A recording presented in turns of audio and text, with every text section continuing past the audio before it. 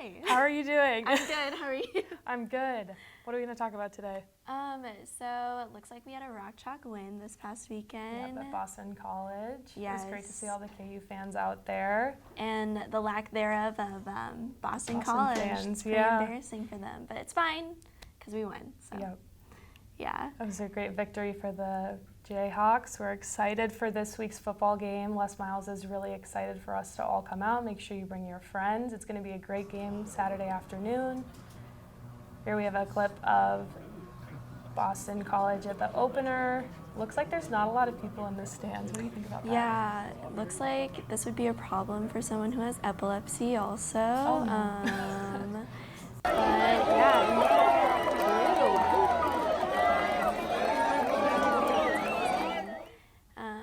Yeah, super excited for this weekend. Should be a good one considering that I will be at the game. Are you going to be at the game? I would love to be at the game. Yes, I definitely will try and make it out there this weekend. We're going to should be have fun. a home. Did you actually hear about the Paws for Pets people that are going to come in I today? saw some people out in front of Wesco with little puppies. Yeah, that was really wholesome and good. It was cute. I love dogs. They're great little beautiful creatures and they can do a lot for us, I think. Yeah, we do not deserve them. Do you have any pets? I do. I have one dog. She got shaved though, so What's she's her like name? super naked right now. Her name's Luchu. It's Indonesian for cute and funny. Oh, that's So, adorable. I have yeah. one dog. Her name's Ivy. She's a pit bull blue heeler mix, we think, but she's just a little black dog. She's great. So back to football. Les Miles, what a guy, am I right? Yep, he definitely wants a lot of people to be out there this weekend cheering for KU. We're going to have a home crowd that is spectacular. There is no question that this home crowd is going to be loud, eat a lot of food, drink. They're allowed to drink there now, right? They're going to drink and be loud and have fun. And we are going to play our butts off just as hard as we can. It's a good West Virginia team coming in, and they're worth it. Dang, what a guy. He is really an interesting character. He likes to give a lot of feedback, I think, to our reporters when they go into the newsroom. Yeah. He's got lots of stories to tell for sure. Mm-hmm. I think he's just some great positive energy. Right. I'm excited for this season for football because I think it's a good change. I'm really hopeful that we're going to have a great season. Yeah. I can't wait to KU's be a football school That's now. what I'm Did saying. you hear? That's what I'm saying. Did you hear? I did hear. I hope they know. I Yeah. hope the people know. The people know. It's the new trend. KU's a football school. Pass it on. Yeah. You're here first. Yeah. Rock chalk. All right. Well, I think that's about it for today. Yeah. Super excited for this new news that's going to come out. Yep. We got lots to talk about today.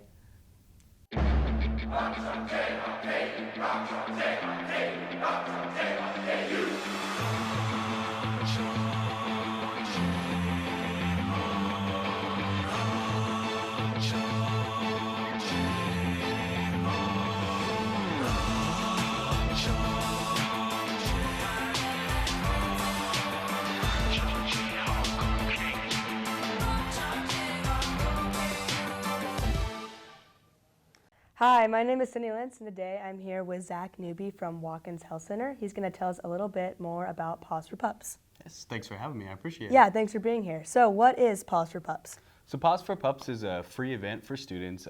It's put on by Watkins Health Services, specifically by our self-management people at Watkins Health Services. It's held all over different places on campus. And what it is, we pair with a volunteer organization called Loving Paws, and they bring a team of a human and then the puppy, right? So a dog and a human come out, and they can come out and the students can pet them for free, interact with the dogs for free. Awesome. Yeah. How long has KU been doing Paws for Pups? So for a few years now, it's been going on since 2014, so 5 years, this will be the 5th full year. Okay. And then why do you think Paws for Pups is so important for KU to do? There's a lot of different reasons. There are real physical benefits. It's a real stress relief. It's proven that petting dogs and interacting with puppies can lower blood pressure and de-elevate your heart rate. Mm-hmm. Also, for a lot of students, they have dogs at home, so this is like a familiar thing. So especially if you're a first-year student and you're in the dorms, you're a freshman, you can go down to the commons, you can pet the dogs, interact, and have a good time. I know last week was your first event. How did it go? It was awesome. We had, I would say, probably 200 to 300 people. There was 10 to 12 dogs out in the Daisy Hill Commons. And at any given time, there was 5 to 7 students for a full hour. So it was pretty awesome. Okay, tell us when the next events are. Yeah, so there's a few coming up. The next one is the Crawford Community Center on Wednesday, September 25th. After that, we'll be at the Jayhawk Towers on Wednesday, October 9th. Then Downs, Wednesday, October 23rd. And then last, GSP, Wednesday, November 6th. And all of these take place from 7 p.m. to 8 p.m. Awesome. Is there anything else you want to add? Come by. It's a great time. We do have free stress-busting study kits, so you can get some stress balls, some free things, and always bring that KU ID. Okay, awesome. Thank you for being here, Zach, and we'll be back with the news. Thanks. For students searching for a way to stay active in an outdoorsy way, the City of Lawrence has bike trails running in every direction, and with the new Bike Share program, we can stay in shape as we tour the sights of our beautiful city. Clinton Lake is only a short 30-minute bike ride away from Daisy Hill and has the most incredible sunset location in all of Lawrence. Walking campus may give you the KU calves, but biking can give you the KU thighs. Bike Lawrence today. Welcome back. I'm Adrian. And I'm Sophia. This is your Monday Good Evening KU News Update.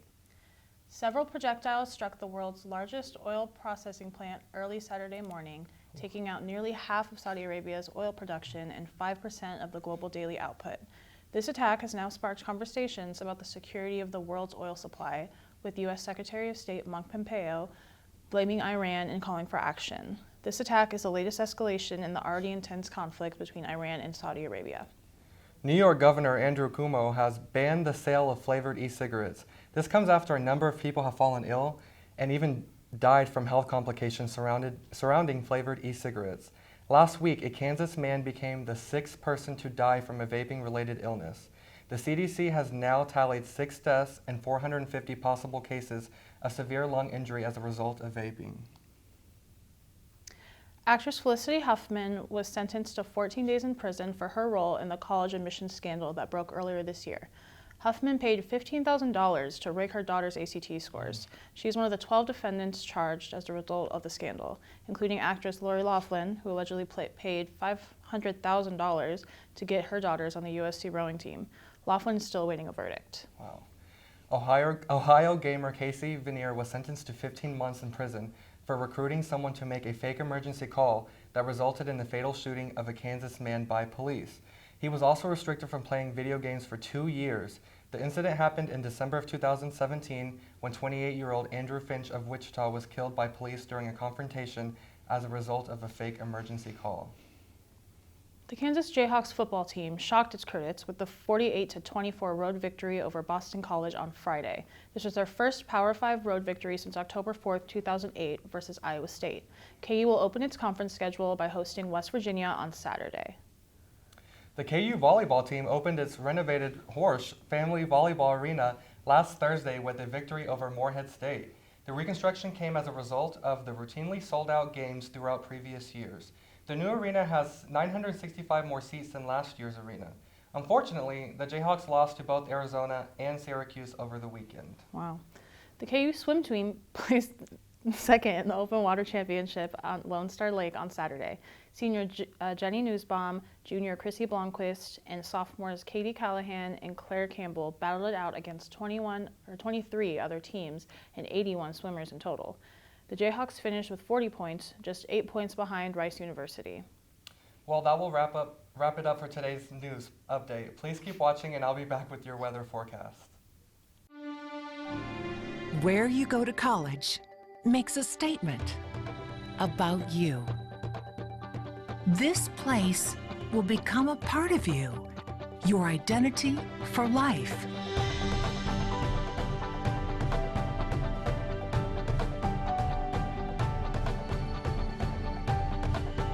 The University of Kansas, a great place to be you. Hello and welcome back to Good Evening KU. I'm Adrian Campa here with your weather forecast now. Now taking a look at current weather, right now it's 91 degrees, partly cloudy and pretty toasty out. Our feels like temperature is 97 degrees, so it's pretty hot out and it feels miserable, and that's thanks to a southerly wind out at 8 miles per hour, which is bringing up some moisture from Texas.